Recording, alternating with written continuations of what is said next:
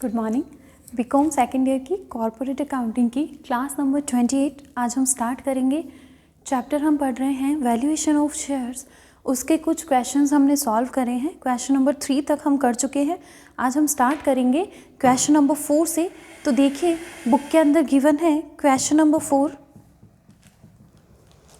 एक कंपनी की balance sheet given है। आगे बोल रहे हैं बैलेंस शीट के अंदर देखिए इक्विटी शेयर्स भी है, प्रेफरेंस शेयर्स भी है। ओके, आगे बोला गया है इस चिट्ठी की डेट पर इन्वेस्टमेंट्स जो विनियोग है उनकी मार्केट वैल्यू दे रखी है 2,35,000। रिवैल्यूएशन किया है आपने इन्वेस्टमेंट्स का। ओके, और इसी डेट पर आपने गुडविल का वैल्यूएशन किया है 1,12,500 रुपये पर। ठीक है, अधिमान अंशों पर यानी कि प्रेफरेंस शेयर्स पर पिछले 2 वर्षों से प्रॉफिट जो है ना वो अरियर में चल रहा है। आपने डिविडेंड जो है वो अरियर में चल रहा है। पिछले 2 वर्षों से आपने प्रेफरेंस शेयर पर डिविडेंड का पेमेंट नहीं किया है। ठीक है, आपको वैल्यू फाइंड आउट करनी है, value of equity shares and preference shares निम्नलिखित परिस्थितियों में। कुछ 4 कंडीशंस आपको दे रखी हैं।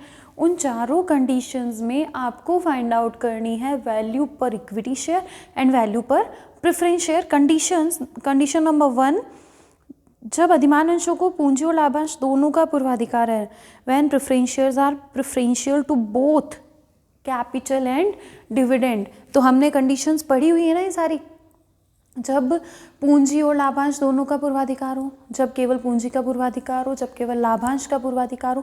तो ये सारी कंडीशंस तो हमने पढ़ी हुई है और वही कंडीशंस हमारे इस क्वेश्चन के अंदर पूछी गई है। देखिए पहले में बोल रहे हैं कि प्रेफरेंशियल है दोनों के लिए, कैपिटल और डिविडेंड।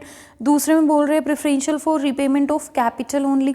थर्ड है when both shares are to be treated at par on liquidation, मतलब दोनों को सेम माना गया, ना तो डिविडेंड का प्रेफरेंस है ना तो कैपिटल के रीपेमेंट का प्रेफरेंस है। और फोर्थ है कि जब प्रेफरेंशियल है केवल और केवल डिविडेंड के लिए। तो चारों कंडीशंस है। चारों कंडीशन में हमने फॉर्मूला पढ़े हुए हैं कि value per equity share and value पर प्रेफरेंस शेयर कैसे फाइंड आउट करते हैं, तो वो हम कर लेंगे। पर सबसे पहला काम हमारा है नेट एसेट्स फाइंड आउट करने का।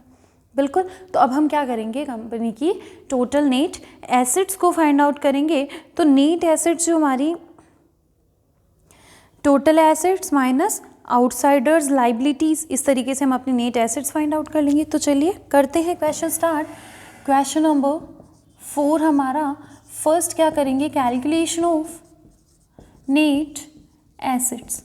तो देखते हैं क्या क्या एसेट्स गिवन है। देखिए बुक में सबसे पहले आपको गुडविल की फेयर वैल्यू आपको दे रखी है, नई वैल्यू निकाल के दी हुई है। तो उसी वैल्यू पर लिखा जाएगा 1,12,500। इन्वेस्टमेंट की भी नई वैल्यू आपको गिवन है क्वेश्चन के अंदर 2,35,000। यहाँ नॉन ट्रेड इन्वेस्टमेंट्स को भी लिया जाता है, पहले ही कहा था मैंने, नॉन ट्रेड इन्वेस्टमेंट्स को भी नेट एसेट्स में लिया जाएगा। कैपिटल हम जब एम्प्लॉयड निकालते हैं ना तब नेट एसेट्स नहीं लेते, अदरवाइज नॉन करंट इन्वेस्टमेंट्स को नेट एसेट्स की कैलकुलेशन में तो लिया ही जाएगा। अब आगे करंट एसेट्स, तो स्टॉक डेटर्स कैश, ना तो स्टॉक का ना डेटर्स का कोई रिवैल्यूएशन नहीं गिवन है, as it is book value पर लिख लो। स्टॉक, डेटर्स और कैश 3 एसेट्स गिवन है, लिख लो।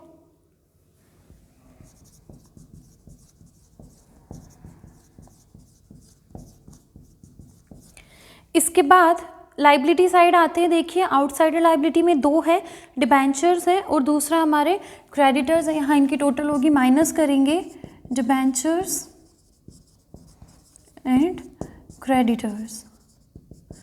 तो देखिए डिबेंचर्स गिवन है हमें 3 लाख के और क्रेडिटर्स 2,25,000। माइनस कर देते हैं, हमारे पास क्या आ जाएगी, नेट एसेट्स आ जाएगी कंपनी की।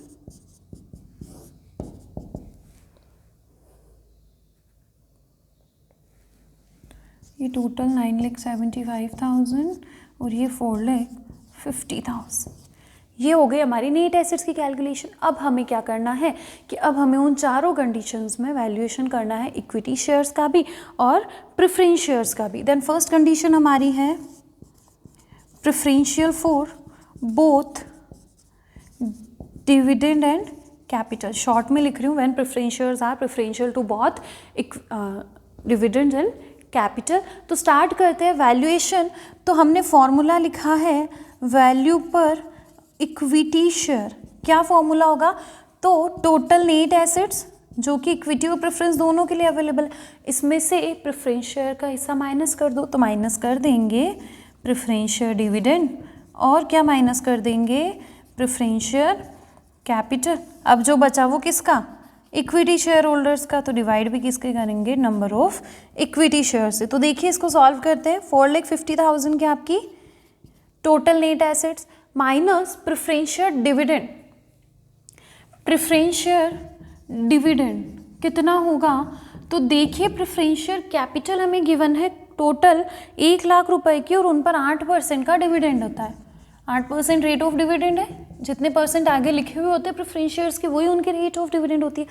लेकिन साथ में बोल रहे हैं कि पिछले 2 सालों का डिविडेंड बकाया है, दैट मीन्स ₹16,000 हमारा डिविडेंड होगा। तो यहाँ कितना माइनस होगा, 16,000, और प्रेफरेंस शेयर कैपिटल 1,00,000 की, और डिवाइड करेंगे नंबर ऑफ इक्विटी शेयर से, और नंबर ऑफ इक्विटी शेयर्स हमारे हैं 2,000, बुक में दे रखे 2,000 equity shares of ₹100 each fully pad, तो ये हमने माइनस कर देंगे, हमारे पास आ जाएगी वैल्यू पर शेयर। तो 4,50,000 माइनस 16,000 माइनस 1,00,000, ये आता है हमारा 3,34,000, और इसको 2,000 से डिवाइड करेंगे तो वैल्यू आएगी 167।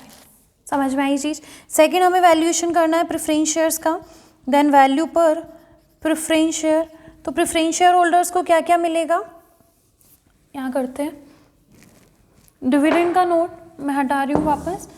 अब हम वैल्यू पर प्रेफरेंस शेयर फाइंड आउट करते हैं, वैल्यू पर प्रेफरेंस शेयर। तो प्रेफरेंस शेयर होल्डर्स को क्या क्या मिलने वाला है, तो preference share capital plus preference share dividend divide कर देंगे नंबर ऑफ प्रेफरेंस शेयर से। तो देखिए प्रेफरेंस शेयर कैपिटल 1,00,000 की, प्रेफरेंस शेयर डिविडेंड 16,000 अभी फाइंड आउट किया था हमने, और नंबर ऑफ प्रेफरेंस शेयर्स है 1,00,000 इज इक्वल्स टू 1,16,000 अपॉन 1,116 पर शेयर। ये हमारी किसकी वैल्यू आ गई, प्रेफरेंस शेयर की वैल्यू आ गई। समझ में आई चीज़। तो फर्स्ट जो बोला था कि preference shares are preferential for both capital and dividend, then value per equity share, ये हमारी फाइंड आउट होगी 167, वैल्यू पर प्रेफरेंस शेयर ₹116। सेकेंड कंडीशन हमें क्या बोली है, when preference shares are preferential for repayment of capital only, तो preferential for repayment of capital only, then ऐसी कंडीशन में वैल्यू पर इक्विटी शेयर पहले हम फाइंड आउट करें, तो टोटल नेट एसेट्स जो कि इक्विटी प्रेफरेंस दोनों की होती है, प्रेफरेंस शेयर होल्डर्स को सिर्फ कैपिटल का प्रेफरेंस है, तो यहाँ से क्या माइनस हो जाएगी, सिर्फ प्रेफरेंस शेयर कैपिटल, और अब जो बचा वो किनका, नंबर ऑफ इक्विटी शेयर से, इनको हम डिवाइड कर देंगे। Then total net assets 4,50,000 preference share capital 1,00,000 रुपए की, डिवाइड कर देंगे 2,000 के इक्विटी शेयर्स, तो 3,50,000 डिवाइड कर देंगे 2,000 से, तो ₹175 पर शेयर, ये हमारी वैल्यू पर इक्विटी शेयर आ गई। इसी तरह अब हमें इसी कंडीशन में फाइंड आउट करना है वैल्यू पर प्रेफरेंस शेयर। तो प्रेफरेंस शेयर होल्डर्स को क्या मिलने वाला है, just preference share capital divided by number of preference shares. तो सिंपल 1,00,000 की कैपिटल, 1,000 शेयर्स एंड ₹100 पर शेयर। समझ में आई चीज़। तो ये हमारी सेकंड कंडीशन, जब उनको सिर्फ कैपिटल का प्रेफरेंस है, तो इक्विटी शेयर होल्डर्स के लिए नेट एसेट्स में से सिर्फ कैपिटल माइनस करो, रिमेनिंग इक्विटी शेयर होल्डर्स का, और प्रेफरेंस शेयर्स के लिए उनको सिर्फ कैपिटल मिलने वाली है प्रेफरेंशियल में, तो वो हमने दे लिया, और हमारा प्रेफरेंस शेयर का वैल्यू कितना आ गया, ₹100 पर शेयर। तो ये हमारी दो कंडीशंस हुई। थर्ड कंडीशन बोल रही है कि ना तो आपको, इनको हटा रही हूँ मैं, ना तो हमें प्रेफरेंस शेयर होल्डर्स को कोई डिविडेंड का प्रेफरेंस देना है, ना तो कोई कैपिटल का प्रेफरेंस देना है, मतलब दोनों शेयर्स को क्या मान लिया गया, सेम मान लिया गया, एक जैसा मान लिया गया। तो थर्ड कंडीशन हमारी है, when preference shares and equity shares are to be treated at par, when preference shares and equity shares are to be treated at par on liquidation. Liquidation मतलब समापन पर दोनों को क्या माना जाएगा, समान माना जाएगा। तो यहाँ पर वैल्यू पर शेयर, याद करो formula for both equity and preference, दोनों की वैल्यूज सेम आएगी, सेम फॉर्मूला है, एक यहाँ पर लगेगा क्या, तो जब दोनों शेयर्स ही सेम है तो फिर दिक्कत लेने की ज़रूरत ही कहाँ है, यहाँ net assets upon total number of shares, total number of shares means equity plus preference, तो नेट एसेट्स हमारी 4,50,000, इक्विटी शेयर्स 2,000, प्रेफरेंस शेयर्स 1,000, तो 4,50,000 को डिवाइड कर देंगे सीधे ही 3,000 से, और ये हमारी वैल्यू पर शेयर आ गई ₹150 for equity and preference both, दोनों की सेम वैल्यू आएगी क्योंकि दोनों को क्या कर लिया है, सेम मान लिया। And the last fourth condition हमारी देखिए, when preference shares are preferential only for dividend, preferential for dividend only. अब हमारे यहाँ पर फॉर्मूला इस मेथड के लिए भी हमने पढ़ा हुआ है, चलिए पहले हम वैल्यू फाइंड आउट कर लेते हैं, वैल्यू पर शेयर,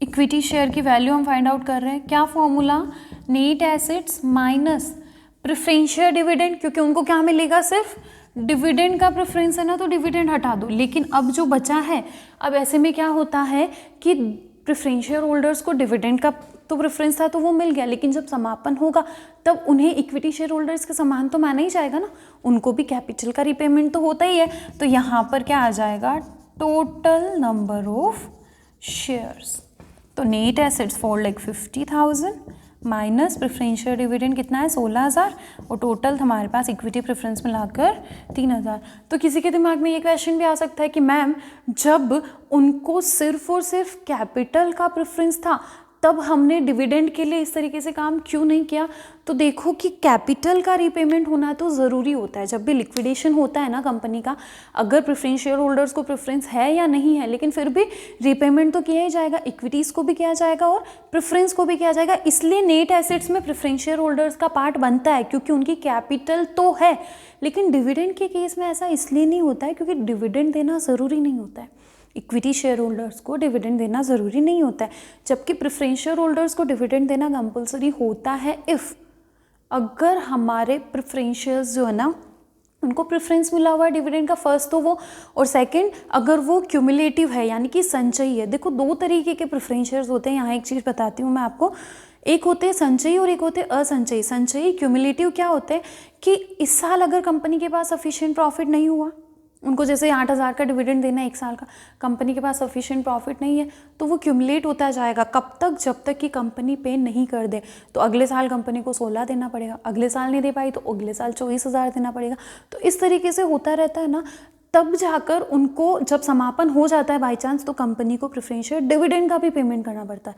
लेकिन जब डिविडेंड का कोई प्रेफरेंस ही नहीं बचा है तो ऐसे केस में तो डिविडेंड देना नहीं देना कंपनी के ऊपर डिपेंड करता है। इसलिए जब केवल और केवल कैपिटल का प्रेफरेंस था तो हमने इस तरीके से नहीं किया, लेकिन जब डिविडेंड का प्रेफरेंस है तो डिविडेंड तो माइनस होगा, क्लियर सी बात है, लेकिन अगर कैपिटल का रीपेमेंट इन फ्यूचर अगर कंपनी लिक्विडेशन में चाहती है तो जैसे इक्विटी शेयर्स को ट्रीट किया जाता है as it is preference shares को भी ट्रीट किया जाएगा, यानी नेट एसेट्स में प्रेफरेंस शेयर्स का भी कुछ पोर्शन अभी है, इसलिए हम यहाँ पर टोटल नंबर ऑफ शेयर्स करते हैं। तो चलिए करते हैं, 4,50,000 माइनस 16,000, 4,34,000 डिवाइड कर देंगे टोटल नंबर ऑफ शेयर्स यानी कि 3,000, दिन ये वैल्यू हो जाएगी 144.67।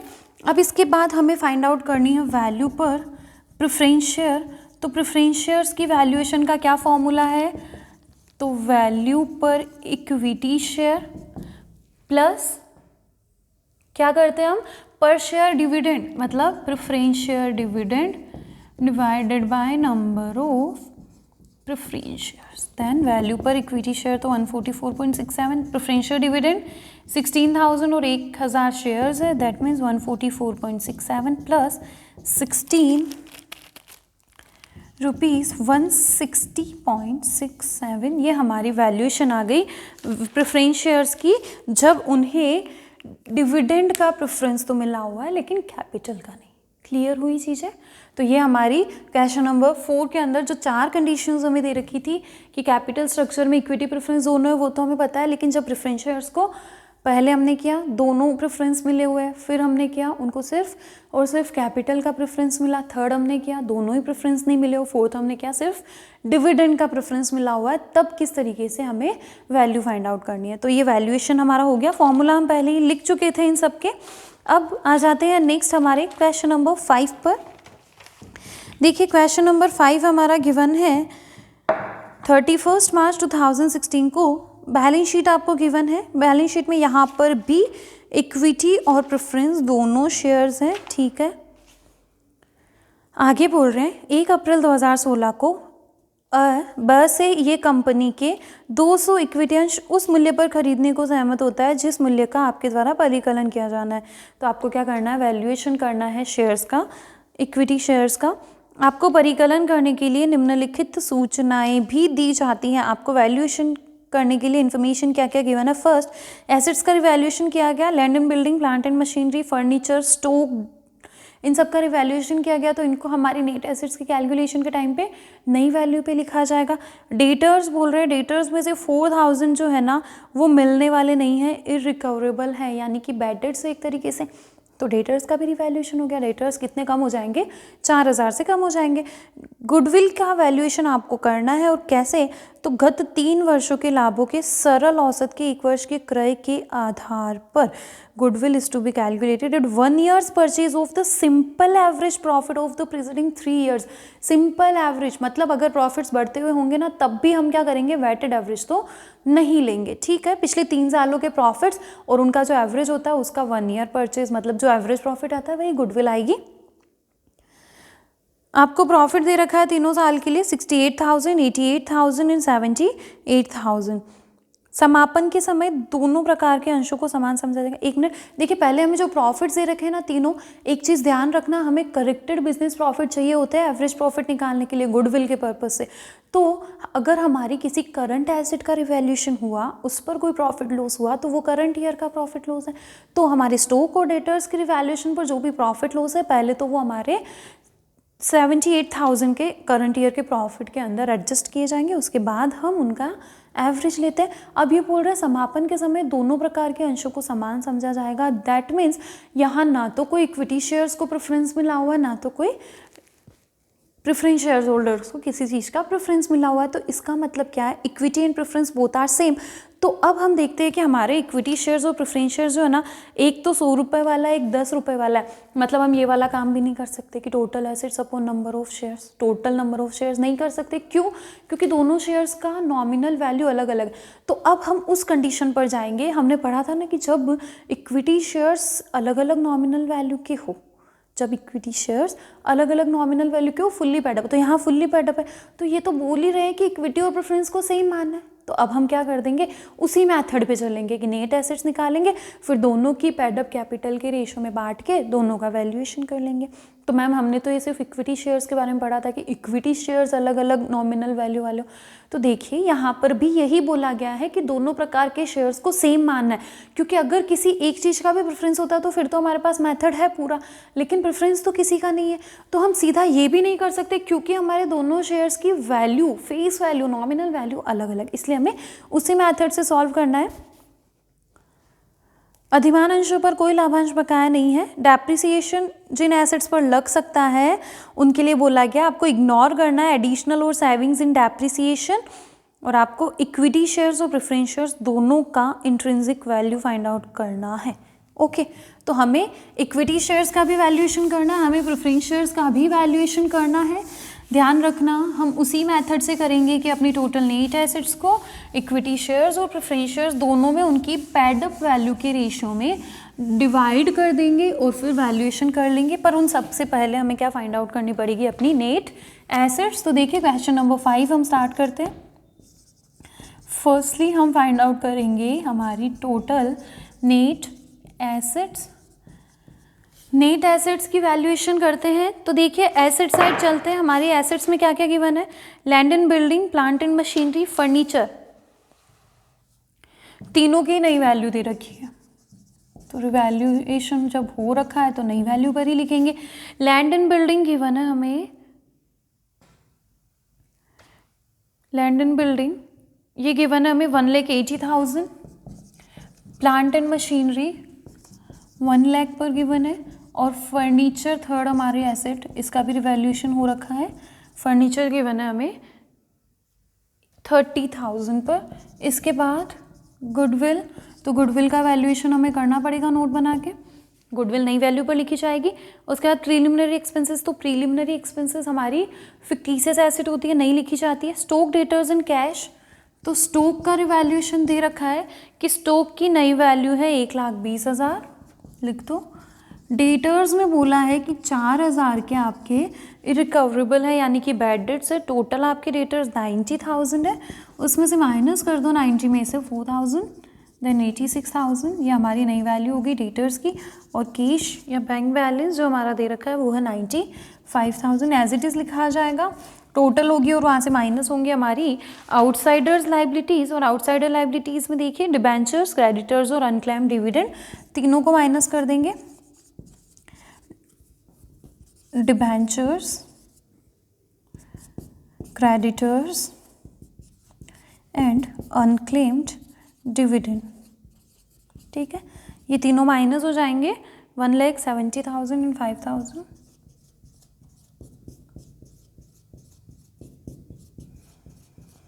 यहाँ हमारे पास नेट एसेट्स आएगी, पर अभी हमें पहले क्या करना पड़ेगा, गुडविल का वैल्यूएशन करना है। तो यहाँ हम एक नोट टाइप बना लेते हैं, working note, valuation of goodwill.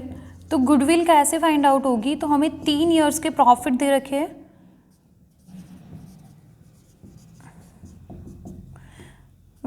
2,000, पिछले 3 सालों के प्रॉफिट गिवन है हमें 68,000, 88,000, 78,000। तो ये हमारा 15-16 है, 14-15, 13-14, 68, 88 एंड 78।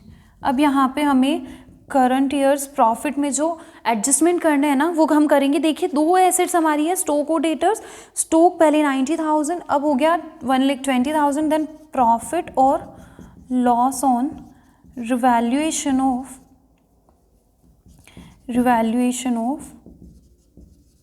Current assets. तो यहाँ पर 2 करंट एसेट्स का रिवैल्यूएशन हुआ है, एक तो हमारा हुआ है स्टॉक का रिवैल्यूएशन, तो स्टॉक पर हमें 30,000 का प्रॉफिट हुआ है। इसी तरह loss on revaluation of debtors के रिवैल्यूएशन पर हमें 4,000 का लॉस हुआ है। तो यहाँ हमारे पास आ जाएंगे करेक्टेड प्रॉफिट कितना, तो देखिए इसमें तो कोई डिफरेंस नहीं, ये तो एज इट इज़ 68,000, ये भी एज इट इज़ 88,000। यहाँ पर हमें 78,000 में 30,000 का प्रॉफिट ऐड करना है और 4,000 का लॉस लेस करना है, तो ये आ जाता है 1,04,000।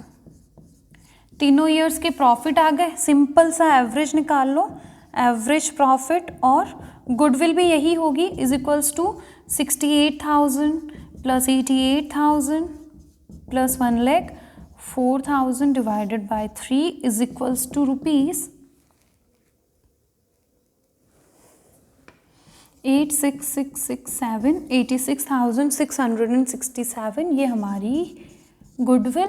और अब गुडविल आ गई, सारी एसेट्स हमारे पास आ गई, टोटल लगा लो, टोटल एसेट्स, और माइनस कर देंगे हम लाइबिलिटीज़, तो ये आता है 6,97,667। इसमें से हम हमारे आउटसाइडर लाइबिलिटीज़ जो 3 हैं उनको माइनस कर देंगे, तो ये आता है 5,22,667 रुपीज़। समझ में आ गई चीज़। तो ये हमने गुडविल का वैल्यूएशन किया, बहुत सिंपल बोला हुआ था ना, एवरेज प्रॉफिट का 1 ईयर्स परचेज, तो जो एवरेज प्रॉफिट वही हमारी गुडविल हो गई। अब हमें करना है वैल्यूएशन शेयर्स का, तो देखिए हमारी टोटल नेट एसेट्स आ गई, टोटल नेट एसेट्स कितनी हुई 5,22,667। पेड अप कैपिटल हमारी कितनी है, तो देखिए इक्विटी शेयर कैपिटल भी है, प्रेफरेंस शेयर कैपिटल भी है। हमें बोला है 3,000 equity shares of ₹100 each, 3,000 equity shares into 100, ये 3 लाख की। प्रेफरेंस शेयर्स हमें बोल रहे हैं 10,000 equity shares of ₹10 each, then 10,000 preference shares into 10 मतलब 1 लाख। तो अब हम क्या करेंगे, 3 लाख और 1 लाख के रेशियो में डिवाइड कर देंगे नेट एसेट्स को। यहाँ लिखेंगे net assets available for equity shares. कितनी, तो टोटल नेट एसेट्स है हमारी 5,22,667, इसको 3/4 में इक्विटी शेयर होल्डर्स के लिए। और इसी तरह हम करेंगे net assets available for preference shares. Then preference shares के लिए क्या हो जाएगा, 522,667 का 1/4, 3 और 1 का रेशियो हमारा, दोनों के लिए हमारे पास नेट एसेट्स आ जाएगी। तो इक्विटी शेयर्स के लिए हमारी नेट एसेट्स आती हैं